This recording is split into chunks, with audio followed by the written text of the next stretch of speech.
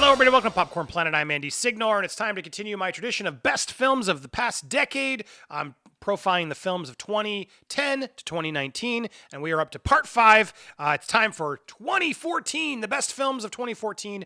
Again, preface, these are my favorite films of 2014.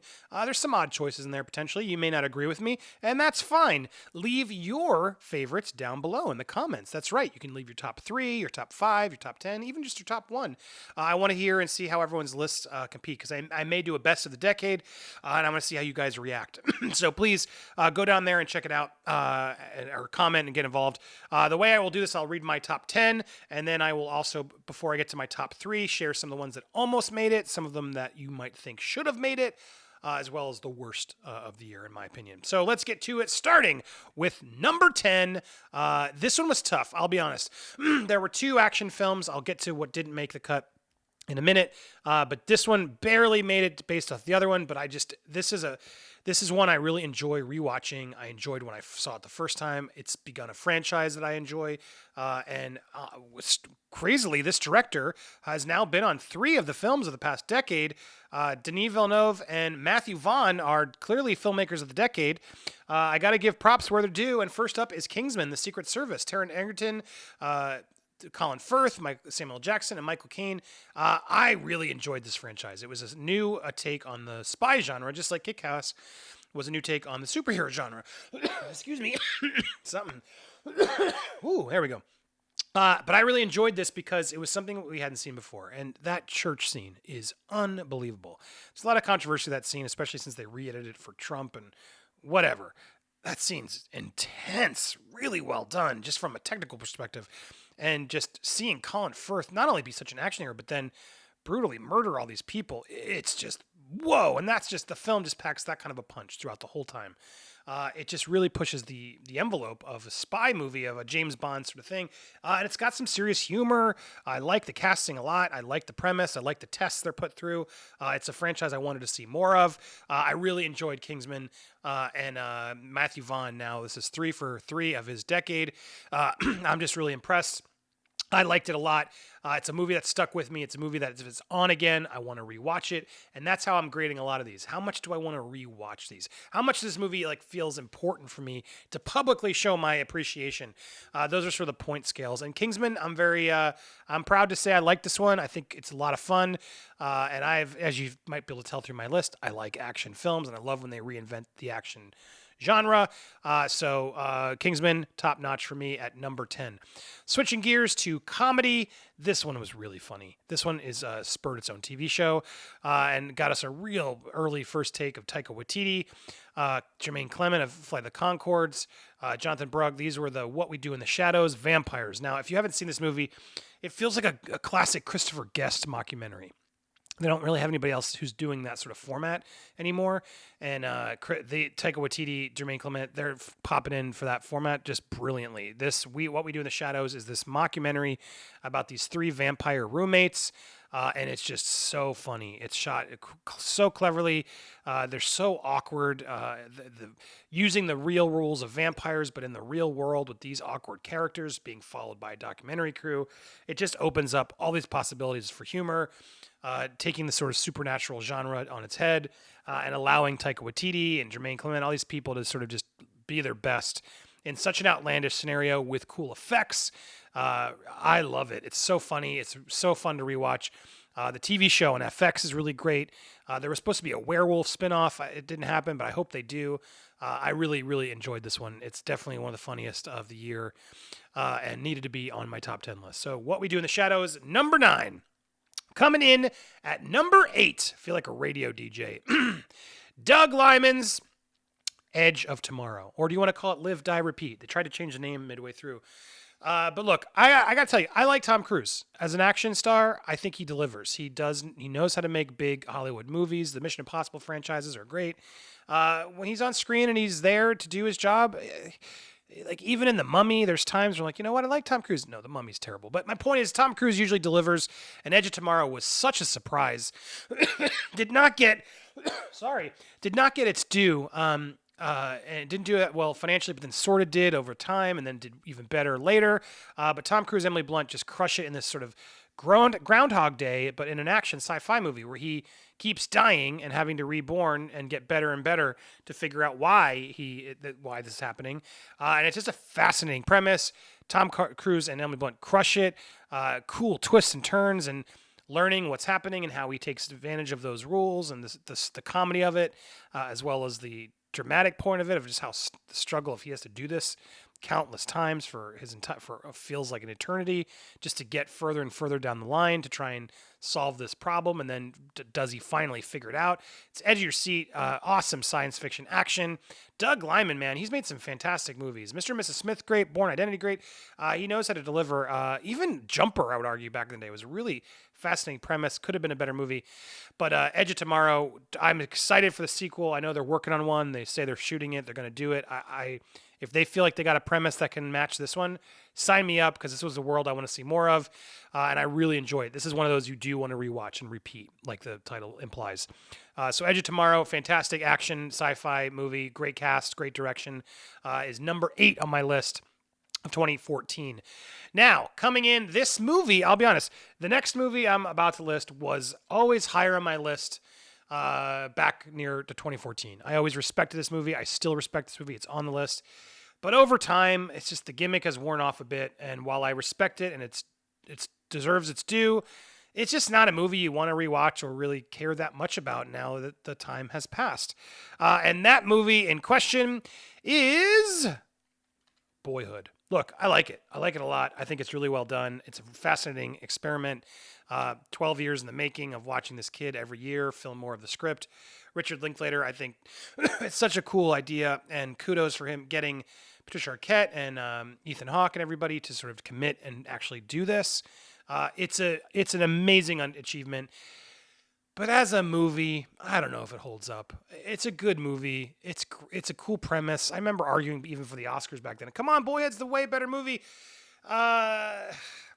It's good. Look, Birdman is it's better than Birdman. I do believe it's better than Birdman still. But Birdman is not on my list. I did really enjoy this movie. It used to be my favorite of the year, but it's slowly come down, and another film replaced it that I think will be up for debate. But you can't deny and respect. You have to respect the format choice and doing 12 years of this boy's life. It is a poignant, touching story.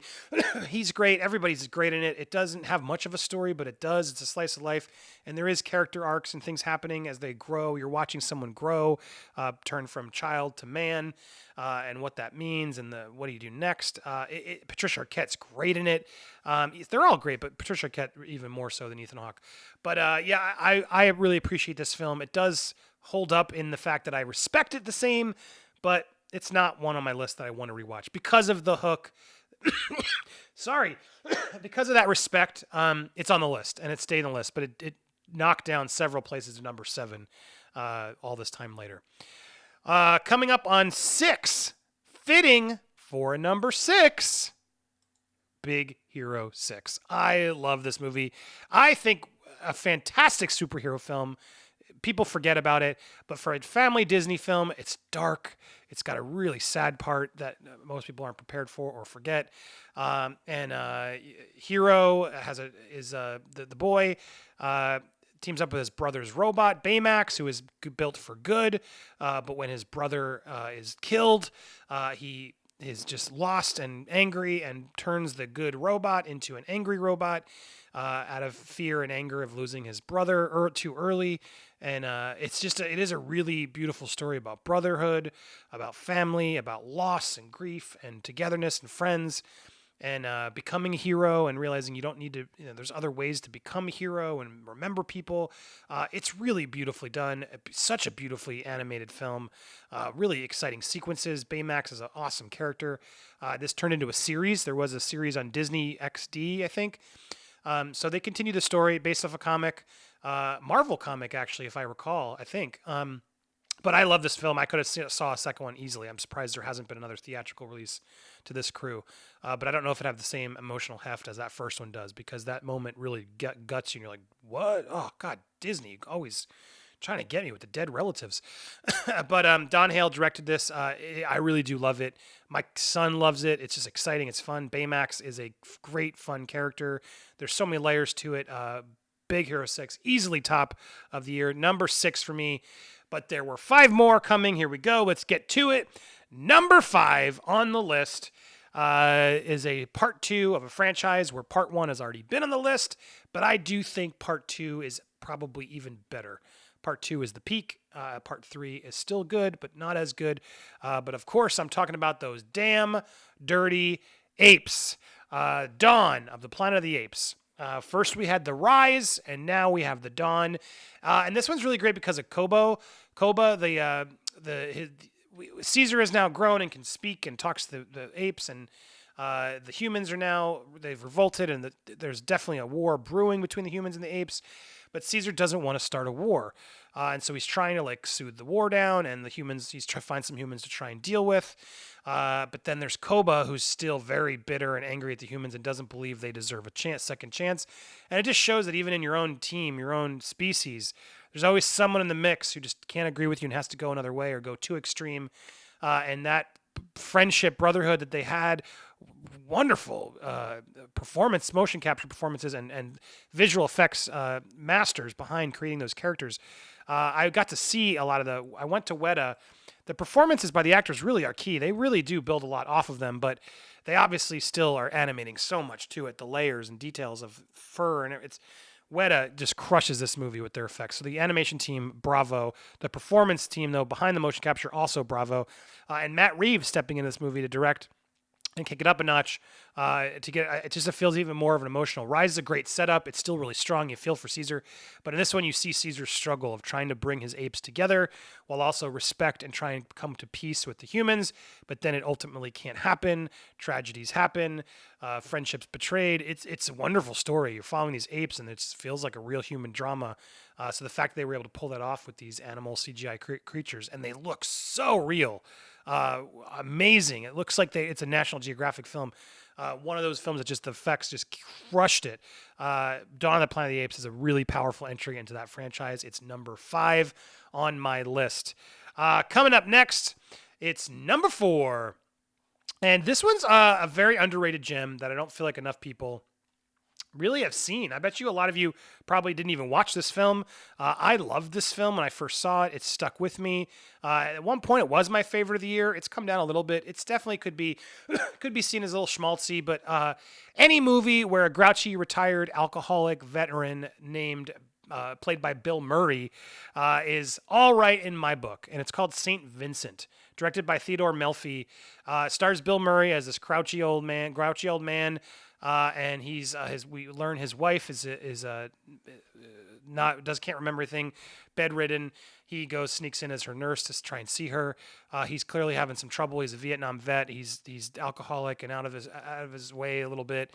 And a neighbor comes in, Melissa McCarthy, who's a night nurse, and her son Oliver is going to Catholic school, gets in a fight.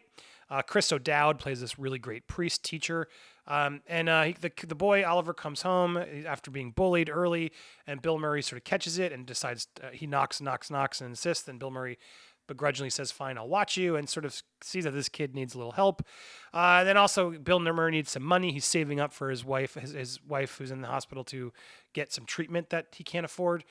That's why he's been gambling and in a lot of trouble. So you learn he does have a heart. There's a reason to it all.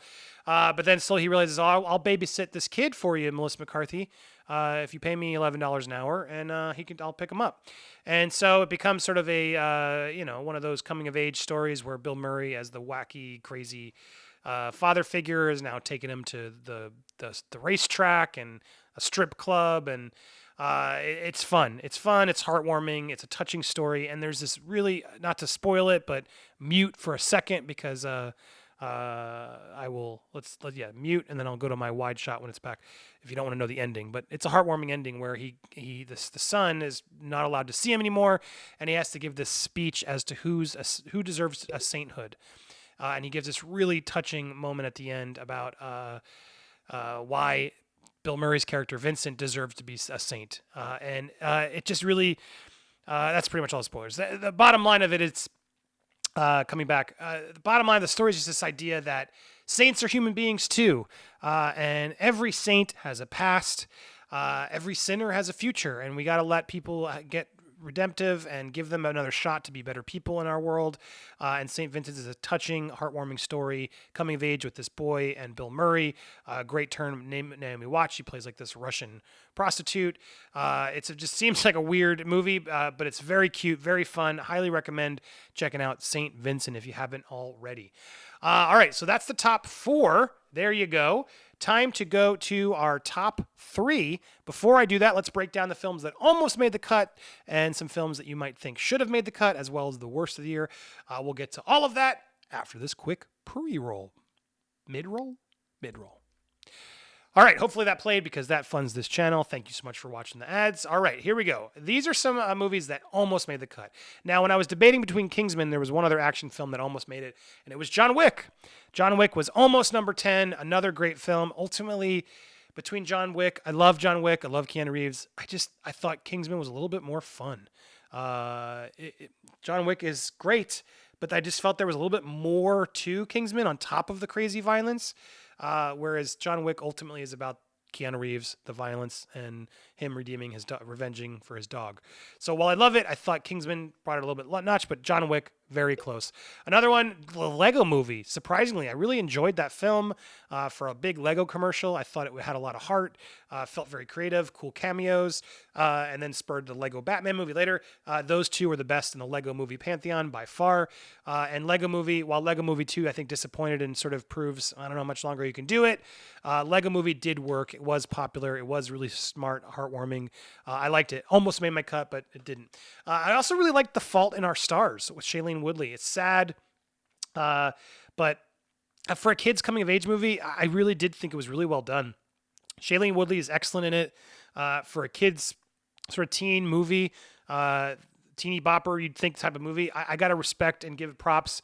Well directed, good story, good heartwarming, sad story, but I liked it. It affected me. I thought it was a strong movie.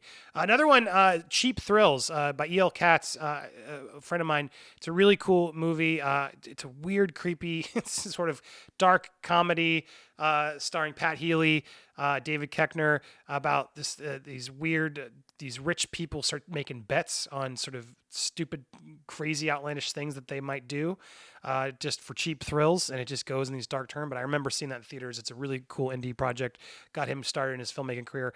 Check it out if you haven't. If you like dark horror comedies, cheap thrills, also good. And then Neighbors, Seth Rogen's Neighbors. Seth's made a few movies on my list. Neighbors was very close to coming to my list, but ultimately didn't make it. But I think a really, really funny movie. Another one, The One I Love, directed by Charlie McDowell, starring Mark Duplass of the Duplass brothers and Elizabeth Moss. It's a really creepy sci-fi, kind of a Black Mirror type of thing, where this couple goes to this cottage. They're having trouble in their marriage, and then weird stuff starts happening. Unexplained things and people that are there and what's going on. And it's just, I don't want to ruin it, but I enjoyed it. It's just a weird Black Mirror as a movie episode that I do recommend if you like that sort of sci-fi trippy character studies. And then as for stuff that almost should have maybe made the cut, Birdman, it didn't make my cut. I'm not a fan of Birdman. I respect it. It's okay. Michael Keaton's good. It's just a very Hollywood movie to me, of actory thing, and I just don't care about that anymore. It's fine, good, cool camera work, some cool performances, but ultimately I never really understood I mean, I get it, it's a well done movie, but not Naruto's best. And then we had Interstellar. I mean, visually beautiful, some cool ideas. I wanted to really love it, but the space bookcase at the end always takes me out. I never really understand it. Not my favorite Nolan movie. Grand Budapest Hotel, almost made it. Good Wes Anderson movie. I love Tony Revolori, Ray Fiennes. It's a good. It's one, I think, one of his strongest films. It didn't. From a rewatchable, it's not my style. I don't love everything Wes Anderson does. Rushmore is still my favorite. Royal Tenenbaums, and then it's a very similar format he does in all his movies. It's weird on me a little bit, but I did like Grand Budapest Hotel more than Darjeeling Limited and such, but almost made it. And then worst of the year, I'm staring at him. There's X-Men Days of Future Past. Also almost made it. Very, very close. I did really enjoy that film, but ultimately didn't. As for worst of the year, there are three I'm staring at. Transcendence, starring Johnny Depp, really terrible. Really, it should have been cool, and it's awful. About him becoming artificial intelligence, and it's a wacky, dumb movie. This is like Dark Shadows is one of my worst. And now this is like, ugh, Johnny Depp starting the sad fall of Johnny Depp in his career. And then there's two more movies. Oof. I gotta go. Well, it's tied between Transformers: Age of Extinction, which was just such a letdown because finally I thought Dinobots. He's on it with a sword on a dinosaur bot. That's going to be cool. And then they're there for like a minute. It's just a chaos, like always. It's a mess of a movie. It makes no sense. It's just dumb. But speaking of dumb, Dumb and Dumber 2. Oh. How did that be so unfunny? Not only just unfunny, but the old Jim Carrey and Jeff Daniels in those characters in this day and age, they just come off as so much creepier. In the first movie, you kind of forgive it because they seem young and dumb and innocent. And then the actors are now older and back to their ways, and it's just creepy, not funny at all. I really thought Dumb and Dumber 2 was just atrociously unfunny and awkward. I don't remember one good scene in it, and I love Dumb and Dumber. I was so excited just to revisit those characters. So Transformers is always bad. It's sort of expected. Dumb and Dumber, I guess I'm going to go 2, is going to go even worse because I just wanted it to be so much better than it was, and it was dog poop. So there you go. Dumb and Dumber 2, worst of the year. Time to get to our top 3 of 2014. Here we go. These 3 are fantastic films. Any 3 of these could be the one at a certain point, I'll be honest. This was a tough one to organize because I really do think these 3 are best of the year. All 3 of these films could be best of the decade, if you ask me.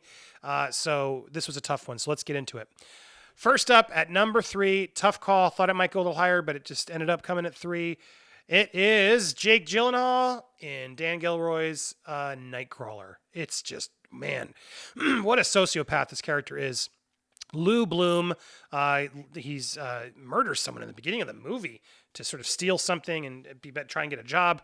You just know this guy is not a good guy at all. He's just creepy, awkward, gross. And then he learns of the world of night crawling, which is where sort of the blood sport of local TV, where they're trying to get the best footage they can of crashes and fires and murders and mayhem and all this stuff. And then the news outlets will purchase them to have them so they get the ratings of all these cool car chases and dangerous stuff. Really showcasing the high-speed Los Angeles crime journalism that you don't really expect would be there, but actually is kind of there. So it's this extreme version of it where he keeps selling these tapes to Rene Russo. Great performance. And then he starts getting powerful and ends up sleeping with her to sort of keep getting access. And it's just it gets get darker. But the movie just gets more diabolical as the ratings go up. Lou figures out ways to sort of interfere to get better footage. And it's really crazy, creepy, and just intense. And it unfurls in an interesting way.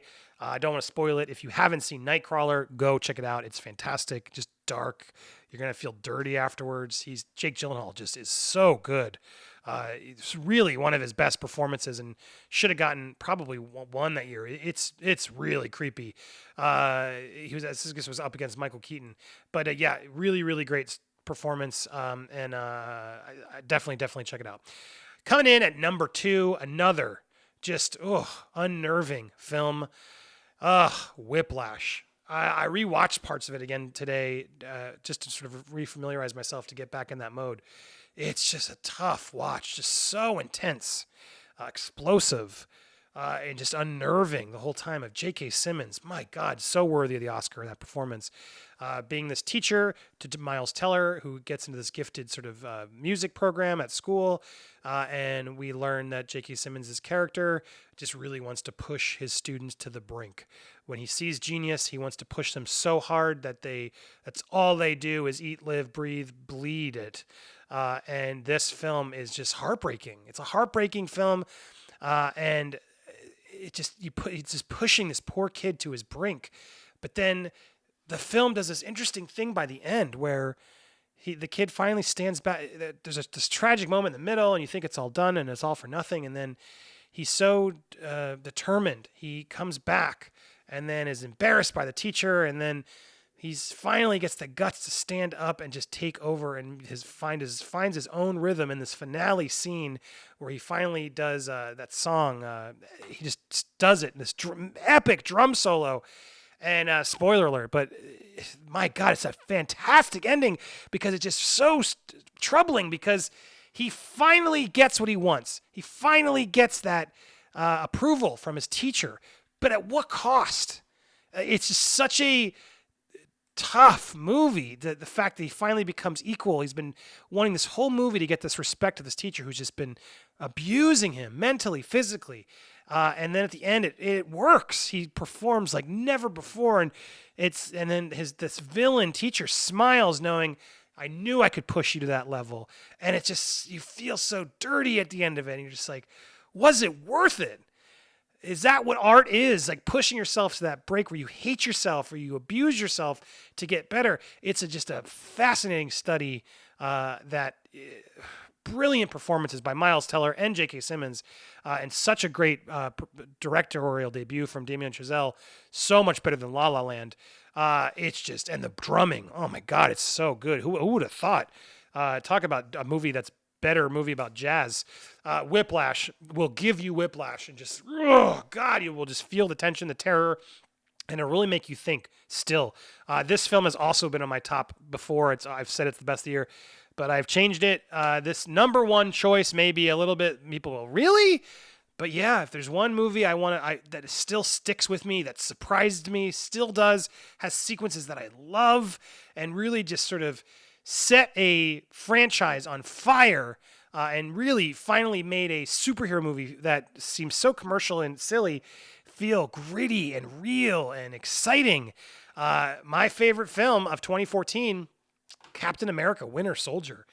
The Russo brothers came in and just took over. This is where they were born, and it just turns into this political thriller with Marvel action.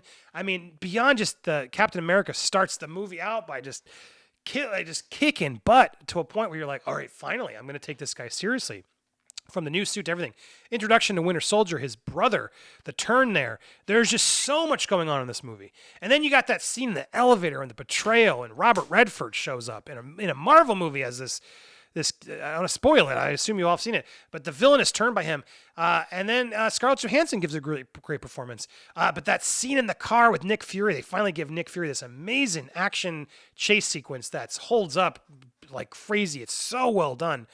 So many significant action scenes in this at such a high level of a blockbuster Marvel movie, but with such an interesting turn and twists and turns. And I do feel like this was cinema. A lot of the Marvel movies don't, but Winter Soldier delivered political intrigue and twists that you don't know are coming. I remember being in the theater just being like, what? Whoa! I think this movie is one of Marvel's best. It's on toe-to-toe with Iron Man, the original Iron Man. Iron Man and Winter Soldier, hard to dispute as two of the best Marvel movies. And if I got to give one due and say it's the best of the year, it's got to be Winter Soldier. It holds up. If it's on, I got to watch it. So many sequences that are just brilliant. I loved it. I'm not abashed by it. Whiplash, Nightcrawler, though, also fantastic films. But ultimately, I put Winter Soldier above just because I feel like it really defined Marvel. And to me, was just as good of a film. It's really well directed, written, choreographed, score, everything in it just is tight. It's just really well done. So I had to give it just the fact that it was a Marvel movie and it pulled off the same sort of feel, tension and fun and everything. It's my number one. There you have it. So tell me down below or hit me up on social media if you agree or if there's something you think, dude, you totally missed it. That should have been on there. I want to hear it. Let's be nice. Again, my list, not yours, but I understand. I want to read yours because I may do another list later. So send your ideas down below or hit me up on social media. And if you haven't been watching my live streams, go check them out. We had an awesome one last night. So please tune in, keep watching every Tuesday, Thursday live, and then here daily. So please subscribe if you haven't already, or join, become a member, and stay tuned for 5 more parts of our Best of the Decade series. Hope you're enjoying these. Please share the playlist. And thanks so much, everybody. Have an awesome one. Bye.